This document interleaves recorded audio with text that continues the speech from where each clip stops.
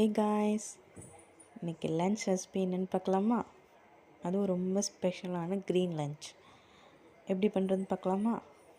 வாங்க. அதுக்கு நான் எடுத்துக்கிட்டது என்ன அப்படின்னா, இந்த சௌச்சௌ காய் தான் எடுத்திருக்கேன்.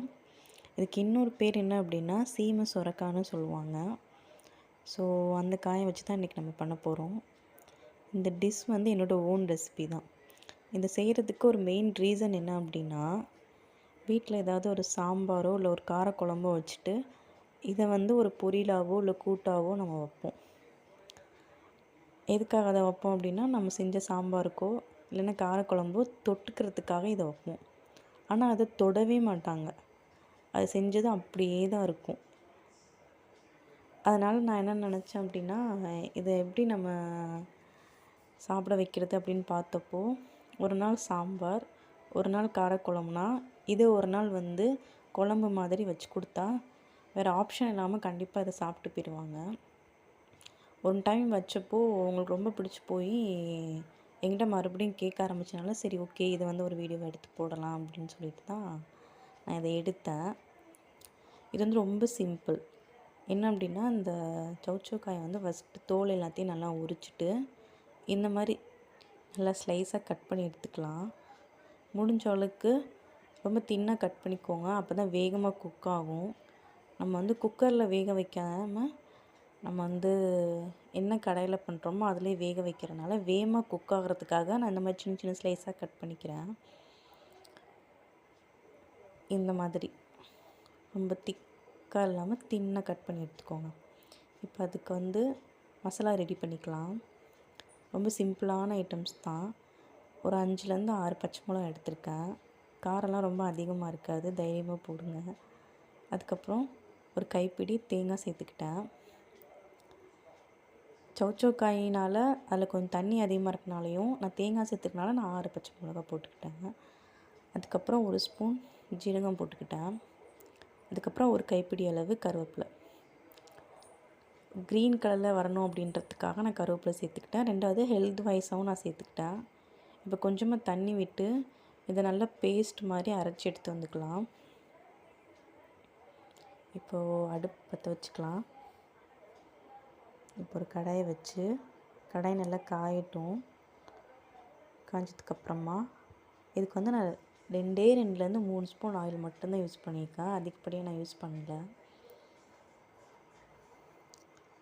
ஸோ 2 ஸ்பூன் எண்ணெய் ஆட் பண்ணிவிட்டு அதில் கடுகு உளுந்து சேர்த்துக்கலாம். கடுகு நல்லா வெடிக்கட்டும்.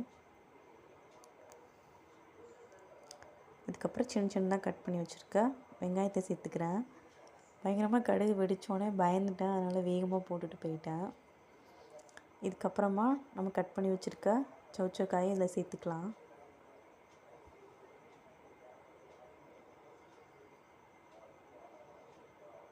நல்லா கிளறிக்கலாம். நம்ம சேர்த்த வெங்காயம் கடுகெல்லாம் இதோடு சேர்ந்து நல்லா மிக்ஸ் ஆகிற மாதிரி இன்னும் நல்லா வதக்கிக்கலாம். சௌச்சௌ காய் ஒரு 2 நிமிஷம் நல்லா வதங்கட்டும்.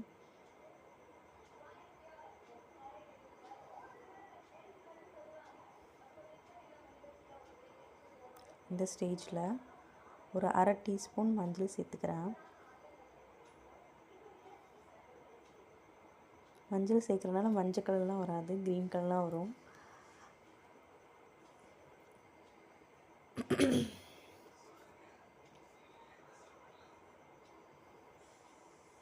இப்போ நல்லா இதை வதக்கிக்கலாம்.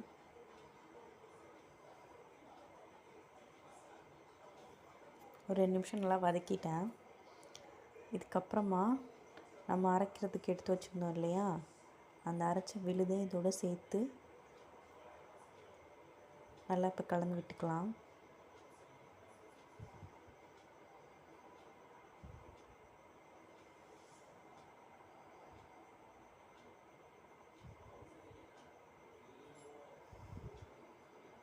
இதுக்கப்புறம் இன்னும் கொஞ்சமாக கூட தண்ணி விட்டு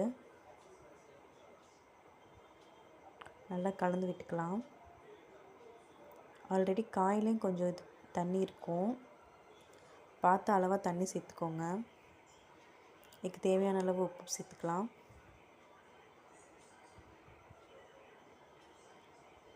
இப்போ இது நல்லா கலந்து விட்டுக்கிறேன்.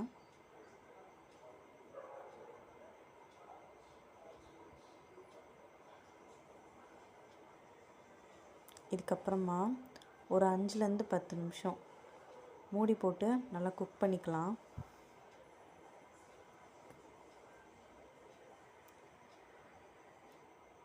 ஒரு 8 நிமிஷம் கழித்து இப்படி தான் இருக்கும். இப்போ இதை வந்து இந்த மாதிரி மசிச்சு விட்டுக்கலாம். என்கிட்ட வந்து மசிக்கிற கரண்ட் இல்லாதனால நான் வந்து இதை வச்சு இந்த மாதிரி மசிச்சு விடுறேன். உங்கள்கிட்ட எப்பயுமே உருளைக்கிழங்குலாம் மசிப்போம் இல்லையா, அந்த ஸ்மேட்சர் இருந்துச்சுன்னா அதை வச்சு நீங்கள் நல்லா ஸ்மேட்ச் பண்ணிக்கலாம். என்கிட்ட அது இல்லை, ஆனால் நான் கரண்டியை வச்சு இந்த மாதிரி பண்ணிக்கிட்டேன். இது வந்து ஒரு 2 நிமிஷம் இந்த மாதிரி பண்ணோம் அப்படின்னா அது வந்து இந்த மாதிரி ஒரு கூட்டு மாதிரி கிடைக்கும். அதில் கொஞ்சமாக தண்ணி ஆட் பண்ணிக்கோங்க. கொஞ்சம் தண்ணி ஆட் பண்ணுறப்போ அது வந்து ஒரு குழம்பு மாதிரி இருக்கும் பார்க்குறதுக்கு. ஏன்னா அப்போ தான் சாப்பாட்டில் ஊற்றி சாப்பிட்றதுக்கு ரொம்ப நல்லாயிருக்கும். இல்லை உங்களுக்கு கிரேவியாக பிடிக்குனாலும் நீங்கள் அப்படியே எடுத்துக்கலாம்.